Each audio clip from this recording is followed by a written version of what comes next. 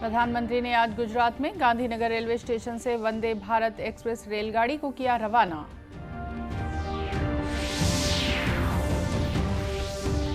अहमदाबाद के मोटेरा में प्रधानमंत्री ने किया 36वें राष्ट्रीय खेलों का उद्घाटन।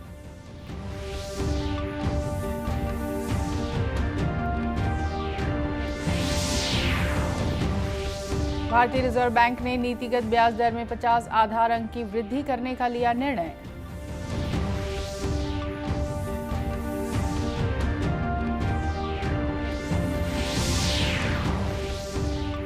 और भाजपा के राष्ट्रीय सेवा पखवाड़ा कार्यक्रम के तहत दुर्ग में सामाजिक अधिकारिता शिविर का हुआ आयोजन।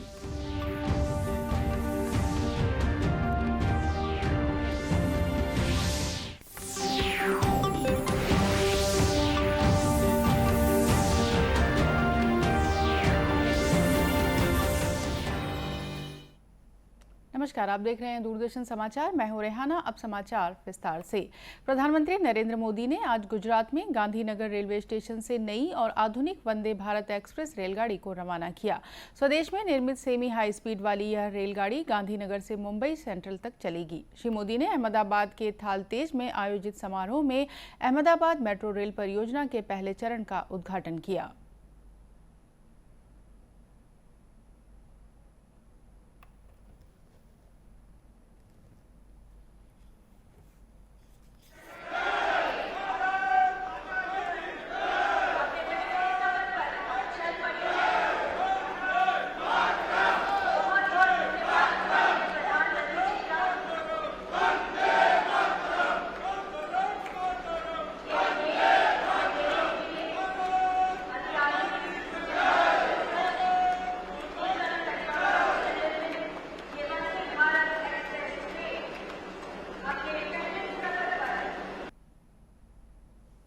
कार्यक्रम में श्री मोदी ने कहा कि सरकार में आने के बाद लंबित योजनाओं को पूरा किया जा रहा है। भारत को देश के शहरों से नई गति मिलने वाली है। हमें बदलते हुए समय और बदलती हुई जरूरतों के साथ अपने शहरों को भी निरंतर आधुनिक बनाना जरूरी है। शहर में ट्रांसपोर्ट का सिस्टम आधुनिक हो, सीमलेस कनेक्टिविटी हो, यातायात का एक साधन दूसरे को सपोर्ट करे, ये किया जाना बहुत आवश्यक है। गांधीनगर रेलवे स्टेशन दुनिया के किसी भी एयरपोर्ट से कम नहीं है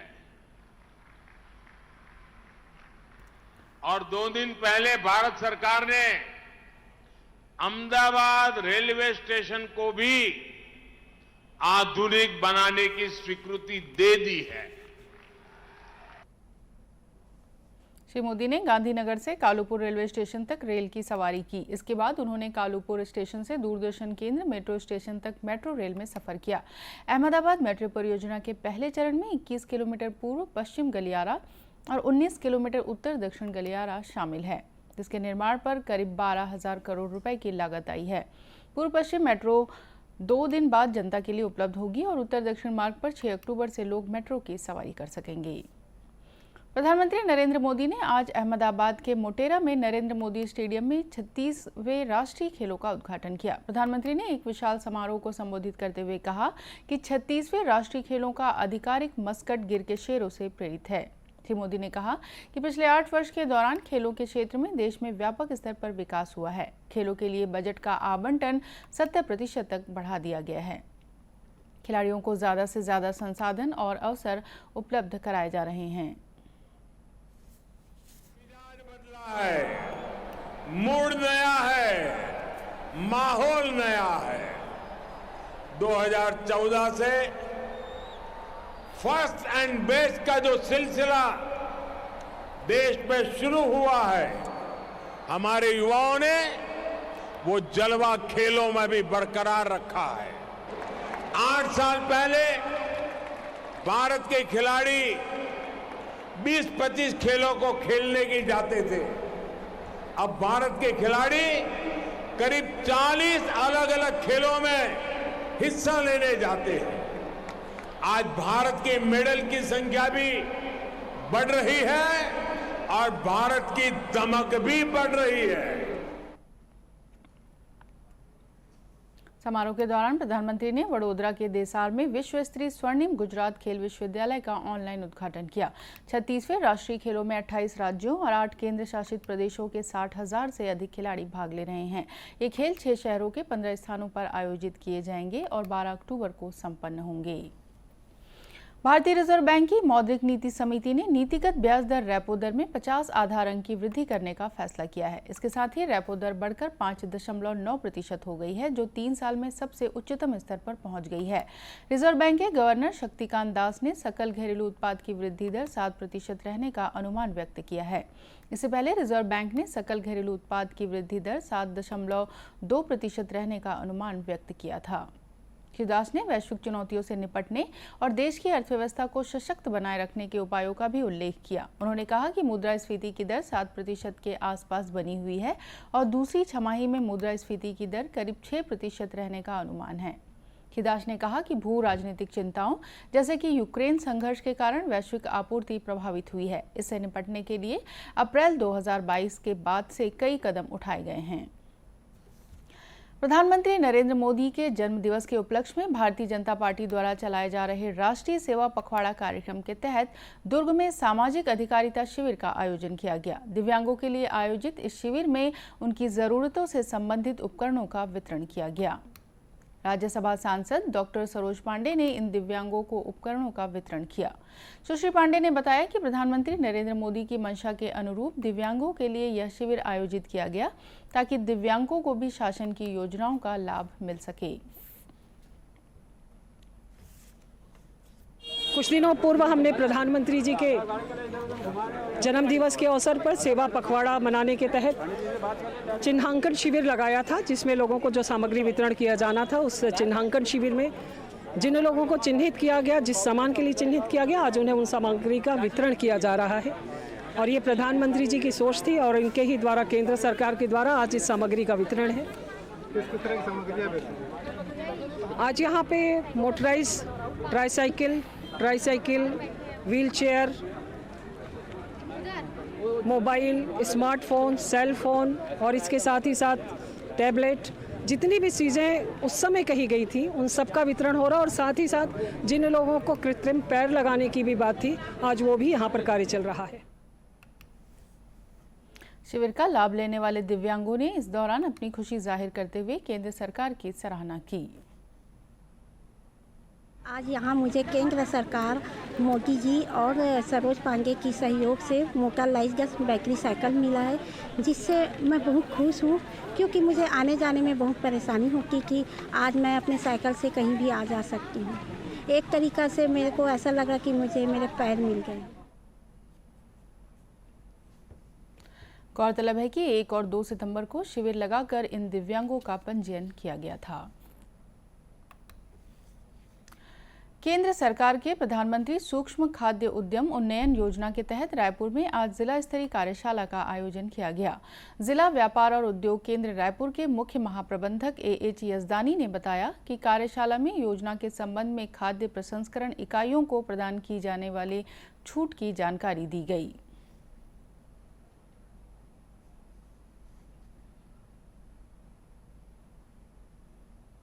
छत्तीसगढ़ के रायपुर जिले में आज प्रधानमंत्री सूक्ष्म खाद्य उन्नयन योजना में वर्कशॉप रखे हुए हैं जागरूकता के लिए और योजना के प्रचार प्रसार के लिए। इस योजना में खाद्य जो लघु सूक्ष्म उद्यम हैं उनके नए और जो पूर्व से कार्यरत हैं उनको 35 क्रेडिट लिंक सब्सिडी का प्रावधान है और स्व सहायता समूहों को सीड कैपिटल का प्रावधान है। बहुत सारे हैंड होल्डिंग सपोर्ट है। वहीं हितग्राहियों ने कहा कि योजना के तहत मिले ऋण से उनके कारोबार को गति मिली है। मैंने PMFME ये लोन लिया है 25 लाख का और हम लोग मिलेट्स पे काम कर रहे हैं। मिलेट्स के हम कुकीज़ वगैरह बनाते हैं। हमारे इस काम को देखकर बहुत सारे लोग इंस्पायर हुए हैं और 1-2 और महिलाओं का ग्रुप है जो कि अलग अलग डिस्ट्रिक्ट से हैं, वो हमारे पास ट्रेनिंग लेकर आए और वो भी अपनी बेकरी इस्टेब्लिश करने के लिए इसी लोन को ले रहे हैं। कार्यशाला में विभिन्न कारोबार से जुड़े लोग शामिल हुए। केंद्रीय पेयजल और स्वच्छता मंत्रालय के स्वच्छ सर्वेक्षण ग्रामीण में ईस्ट जोन में सर्वश्रेष्ठ प्रदर्शन करने वाले राज्यों में छत्तीसगढ़ को पहला स्थान मिला है। वहीं सर्वश्रेष्ठ प्रदर्शन करने वाले जिलों में ईस्ट जोन में दुर्ग दूसरे पर है। ODF प्लस पर दीवार लेखन प्रतियोगिता में सेंट्रल जोन में छत्तीसगढ़ को तीसरा स्थान मिला है। दुर्ग के जिला पंचायत CEO अश्विनी देवांगन ने इस बारे में जानकारी दी। को स्वच्छता के क्षेत्र में काम करने के कारण इस वर्ष का स्वच्छता सर्वेक्षण ग्रामीण का पुरस्कार द्वितीय स्थान पर ईस्ट जोन में प्राप्त हुआ है, जो माननीय राष्ट्रपति महोदय के हाथों जिला प्रशासन उस पुरस्कार को ग्रहण करेगा। मैं बताना चाहूँगा कि जिले में स्वच्छता के क्षेत्र में लगातार अच्छे काम हो रहे हैं। शौचालय के संबंध में बताना चाहेंगे कि प्रत्येक घर में शौचालय की स्थिति में हमारे यहाँ 99% से अधिक घरों में वर्तमान में शौचालय है। सभी गांव में लगभग डोर टू डोर कचरा कलेक्शन की तैयारी है। साथ ही साथ सामुदायिक क्षेत्रों में मिनिस्ट्रियल हाइजीन के क्षेत्र में लगातार दुर्ग जिला अच्छा काम कर रहा है। पूर्व में भी हमारे विभिन्न पंचायतों को रिशामा तरीघाट को राष्ट्रीय स्तर पर सम्मानित किया गया है, परंतु इस बार पूरे जिले को सम्मानित किया है। इसके लिए मैं आप सभी को बधाई दूँ। गौरतलब है कि राष्ट्रपति द्रौपदी मुर्मू स्वच्छ भारत दिवस पर नई दिल्ली के विज्ञान भवन में 2 अक्टूबर को आयोजित समारोह में जिला दुर्ग को पुरस्कृत करेंगी। प्रदेश में इन दिनों दुर्गा उत्सव की धूम है। एक और जहां मंदिरों में देवी की विशेष पूजा और आराधना की जा रही है, वहीं दुर्गा पंडालों में भी माता के मनोहारी रूपों को प्रदर्शित किया गया है। कोरबा के मां सर्वमंगला मंदिर में भी लोगों की गहरी आस्था है। मंदिर दर्शन के लिए पहुंचने वाले भक्तों ने बताया कि कोरोना काल के बाद इस वर्ष मां सर्वमंगला के मंदिर में दर्शन का लाभ मिल रहा है। आज मंदिर में हम लोग माता रानी के सर्वमंगला माता रानी के दर्शन के लिए आए हुए हैं भैया। पिछले 2 साल से कोरोना की वजह से नवरात्रि में हम लोग दर्शन तो नहीं कर पाए, जिस कारण से थोड़ा सा, और इस साल हम लोग को माता रानी का नवरात्रि में दर्शन करने का अवसर मिल रहा है भैया। ये हम लोग के लिए मतलब बहुत ही उल्लासपूर्ण की बात है, बहुत हम लोग को अच्छा लग रहा है। वहीं मंदिर के पुजारी योगेश कुमार उपाध्याय ने बताया कि हर साल की तरह इस साल भी मां सर्वमंगला मंदिर के दरबार में करीब 10,000 मनोकामना ज्योति कलश प्रज्वलित किए गए हैं। लाइन यहाँ लगी हुई है और हमारे प्रबंधक द्वारा परिसर से भी बाहर छाए टेंट का व्यवस्था किया गया है। जगह जगह पानी का व्यवस्था किया गया है और भंडारा भोग प्रसाद का व्यवस्था किया गया है। यहाँ के देवी पंडालों में भी आकर्षक सजावट की गई है, जिसे देखने श्रद्धालु बड़ी तादाद में पहुंचते हैं। अब कुछ खबरें जिलों से।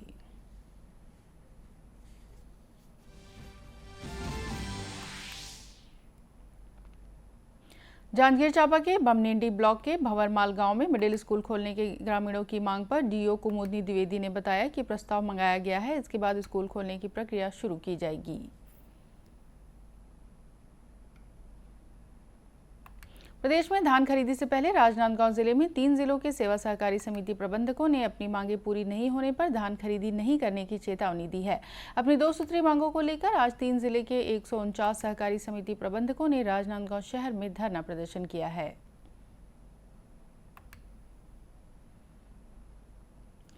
रायपुर के शासकीय दूधाधारी बजरंग महिला स्नातकोत्तर महाविद्यालय में पोषण माह के दौरान गृह विज्ञान विभाग द्वारा पोषण ऑन व्हील रैली निकाली गई। रैली में विभाग की छात्राओं ने उत्साहपूर्वक भाग लिया। उन्होंने सही पोषण, देश रोशन और सब्जी सलाद खाओ हर बार जैसे नारों के माध्यम से लोगों को जागरूक किया।